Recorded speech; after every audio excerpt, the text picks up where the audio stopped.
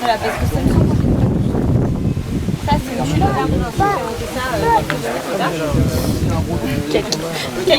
quelques siècles plus tard, ouais. Dans les années 1400, je sais pas combien.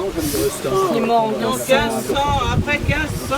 Bah attends, il est 1515, c'est François Ier Arignan. Mais il est mort après. Mais il était déjà super bien. Oui, peut-être, mais il il était a pas tenu encore mort. Non, il était pas. Oui, enfin, il est mort en quoi? Bah, après 1500. Ouais, 1519, bah je pense que oui, là. C'est une façon d'assumer son statut social. Oui, c'est un peu maintenant, voilà, c'est du bling bling quoi. Oui, ouais, voilà, j'ai de l'or, surtout qu'ils aimaient bien avoir des bijoux un peu partout, donc ça ils aimaient ça. Hein. Bon, après aussi c'est leur fortune aussi un peu sur eux, c'est un peu.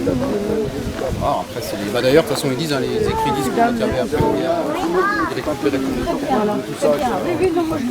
J'arrivais pas à reconnaître. Ça se voit pas. Non, tu vois, c'est pas de la potion magique. Des pelures d'oignon et des feuilles de noyer. Oui, les pelures d'oignon, j'avais reconnu, mais... Bah, ça va faire un orange foncé un peu. Ah oui, d'accord. Ah ouais. Alors comment fabrique-t-on la fausse monnaie? C'est pas de la fausse monnaie. C'est pas de la fausse. Mais non, mais moi je veux me mettre à 2015 et Ah, ça c'est chez moi à la filons. maison, c'est à la maison. Je relève pas ce secret. En fait, ça s'appelle des quotas. L'argent avait un certain nom. Et la monnaie que je frappe ici, ça s'appelle un quota. Donc c'est vraiment la monnaie la plus basse qui existe. Après, il y avait des pièces en or, en argent. Et c'est donc le métal en lui-même qui donnait la valeur de cet argent. Donc en fait, je fais fondre du métal que je mets dans ma matrice là, où je précalibre la monnaie. Ensuite, je l'aplatis pour avoir quand même quelque chose d'assez fin. Je le poinçonne pour le calibrer. Et une fois que c'est calibré, je le bombe un peu. Donc quand je vais le frapper, elle sera aplatie de nouveau. Donc avec le dessin dessus. Et donc ça donne ça. On peut? On ne prend pas. Ah, c'est lourd. Oui, c'est lourd. Oui. Il y a une matrice, ah oui, Donc ça, oui, d'accord. j'ai avec le poinçon et la matrice. Ouais, oui, c'est ça. En un coup, On fait les deux, oui. je fais les deux en face. T'as vu comment on fait l'argent? Et donc à Brumat, on a retrouvé des... On a trouvé des potages, mais ils étaient encore beaucoup plus petits que ça. Il y a un donné, il a en plomb et ça.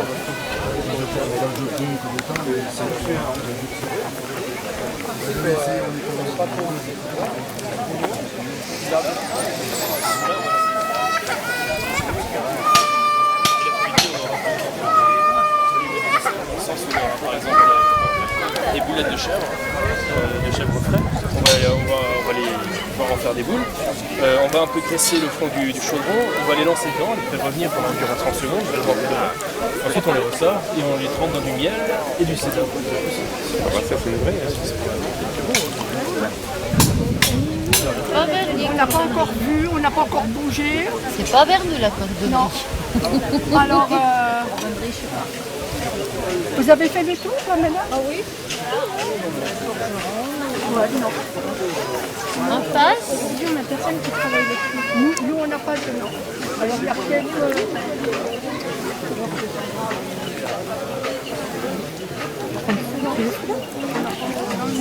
Oui. Comme vous voulez. Donc ça c'est le sigle qui est sur notre panneau.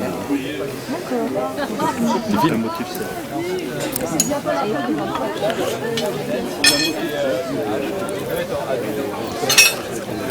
Pas peu de haches comme on les connaît aujourd'hui avec un œil sur lequel on comme sur les tables de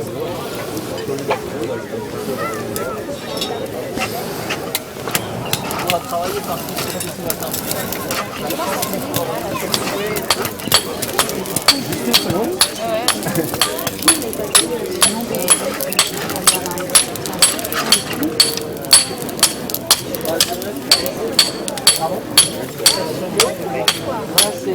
Monsieur dame, il faudrait peut-être passer derrière.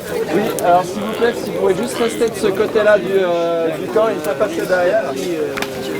Bien, Capucine. On va enlever de la matière petit à petit, là sur l'extérieur, pour créer un arrondi, pour faire un bol. Et ensuite on va retourner la pièce de l'autre côté et on va chercher à creuser en fait avec ce même outil qui est recourbé et à tout égout.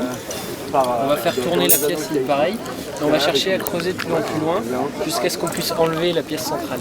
Et du coup on va avoir des bols tournés comme ceci par exemple, ou des pieds de table, on a retrouvé des pieds de table gaulois qui ont été tournés aussi.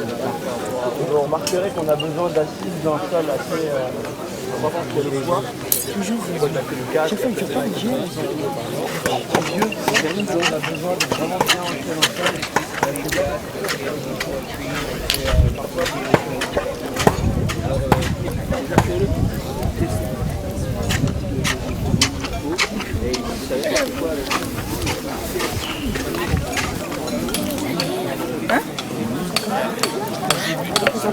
Ça prend un peu de temps, mais un artisan qui a l'habitude, il peut faire un petit peu comme ça.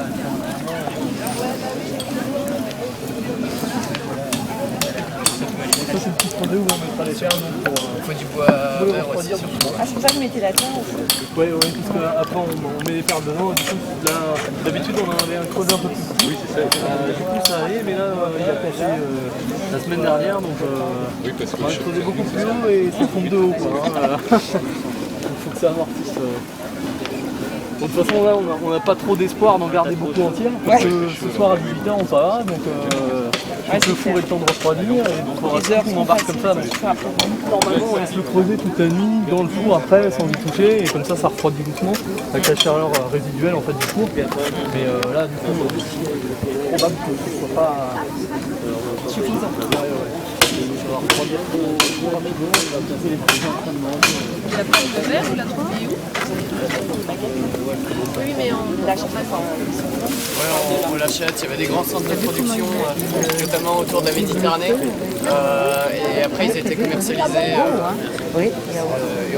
Après les artisans l'achetaient sous forme de blocs ou de baguettes et le transformaient. Pré-teinté déjà. C'est ça, oui, déjà teinté. Ouais. En fait, c'est des oxydes métalliques généralement qui font la couleur. C'est-à-dire que si vous mettez du cuivre avec, ça va donner une couleur comme l'oxyde de cuivre, comme le cuivre qui est oxydé, ça va donner un espèce de vert de gris. Comme ça.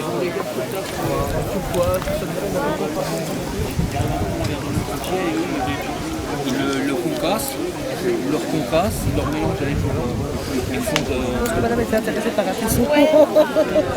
Pourquoi faire? On va pour mettre des couchers là, pour apprendre, voir, savoir.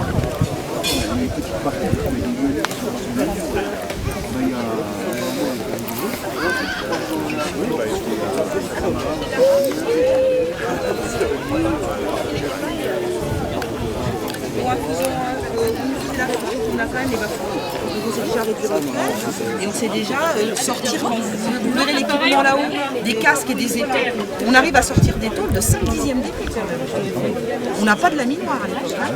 Donc vous imaginez la technicité du forgeron de cette époque.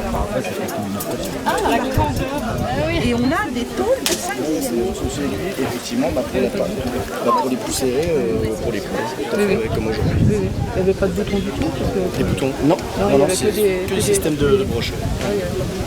Que les systèmes de fibules, et là c'est vrai qu'on n'a pas d'épingle à nourrice pour vous montrer l'évolution. Ah oui, oui. Ah, vous avez votre point Ah oui, bah là c'est de la laine, teinture naturelle.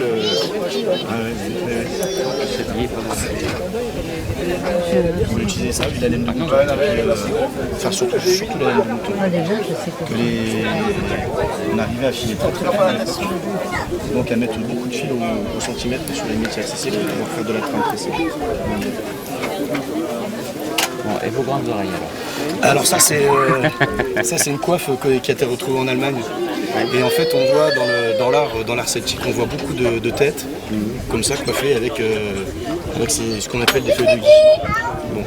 Et on a donc découvert aussi une statue, pratiquement grandeur nature, dans l'Est, donc dans le nord de l'Allemagne, où il avait juste ce genre de coiffe sur la tête, la statue. Et donc elle surplombait un tumulus dans lequel il y avait visiblement un roi, un prince celtique.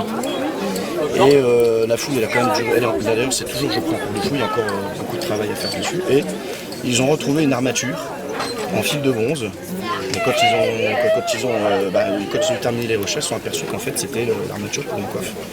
Et donc en fait la statue elle représente bien le personnage qui était dans la tombe et qui avait cette coiffe là. Alors après ce qu'il l'a porté de son vivant ou quoi, on sait pas.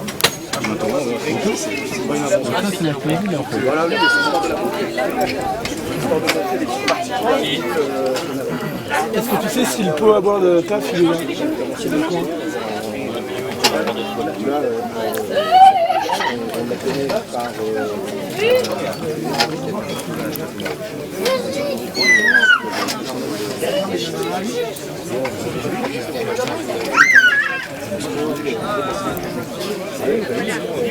Et on fait vraiment avec un peu de sauce, ça fait une quarantaine d'euros.